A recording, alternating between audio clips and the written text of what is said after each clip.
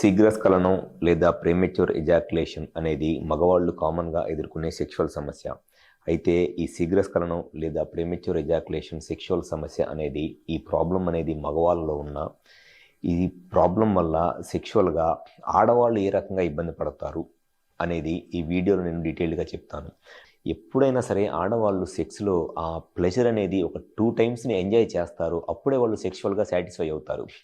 అలా కాకుండా sex start చేసిన ఇమీడియట్గా 1 మినిట్ లోపలే సెమెన్ అవుట్ అయిపోయి మగవాళ్ళు సెక్షువల్గా లెగ్స్ వెళ్ళిపోయారు అనుకోండి, ఆడవాళ్ళకి అసలు సెక్స్లో ఎటువంటి సాటిస్ఫాక్షన్ రాదు. స్లోగా వాళ్ళకి సెక్స్ అంటే ఒక టైప్ ఆఫ్ ఇంట్రెస్ట్ పోయి సెక్స్ అంటే ఒక ఎవర్షన్ వచ్చేస్తుంది. ఓపెన్గా చెప్పేవాళ్ళు చెప్తారు ఇట్లా సెక్షువల్గా సాటిస్ఫాక్షన్ లేదు అని. ఓపెన్గా చెప్పలేని వాడు ఆడవాళ్ళు కామన్గానే ఒక మాట ఏంటి అని అంటే అప్పుడే అయిపోయిందా అని అంటారు. వాళ్ళు అనే ఆ మాటకి అప్పుడే అయిపోయిందా అనే మాటకి అర్థం ఏంటి అని అంటే వాళ్ళు సెక్స్లో సాటిస్ఫాక్షన్ పొందలేదు, వాళ్ళకి సెక్స్లో ఎటువంటి సాటిస్ఫాక్షన్ రాలేదు అని దాని అర్థం.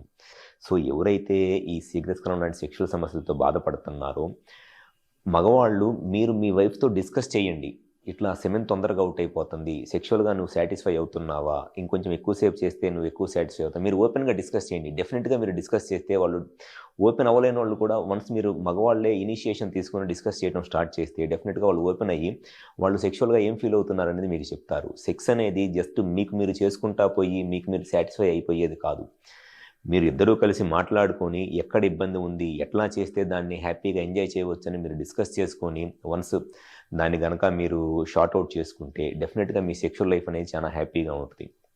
సో ఎవరిలో అయితే మగవాళ్ళలో ఈ శీఘ్రస్ఖలనం లాంటి సెక్షువల్ సమస్యలతో బాధపడుతున్నారో మీకు కరెక్ట్గా ఈ ప్రాబ్లంకి కారణం ఏమిటి అనేది తెలుసుకొని ఆ ప్రాబ్లంకి మీకు సొల్యూషన్ కావాలి అనుకుంటే ఒకసారి మా హాస్పిటల్ నెంబర్ కాల్ చేసి అపాయింట్మెంట్ తీసుకొని, మాకు విజయవాడ, వైజాగ్, రాజమండ్రి, నెల్లూరు మరియు కర్నూలులో బ్రాంచెస్ ఉన్నాయి. ఈ 5 ప్లేసెస్లో ఎక్కడైనా సరే హాస్పిటల్కి వచ్చి నన్ను కన్సల్ట్ అవ్వండి. గ్యారంటీగా మీ ప్రాబ్లంకి నేను సొల్యూషన్ చెప్తాను.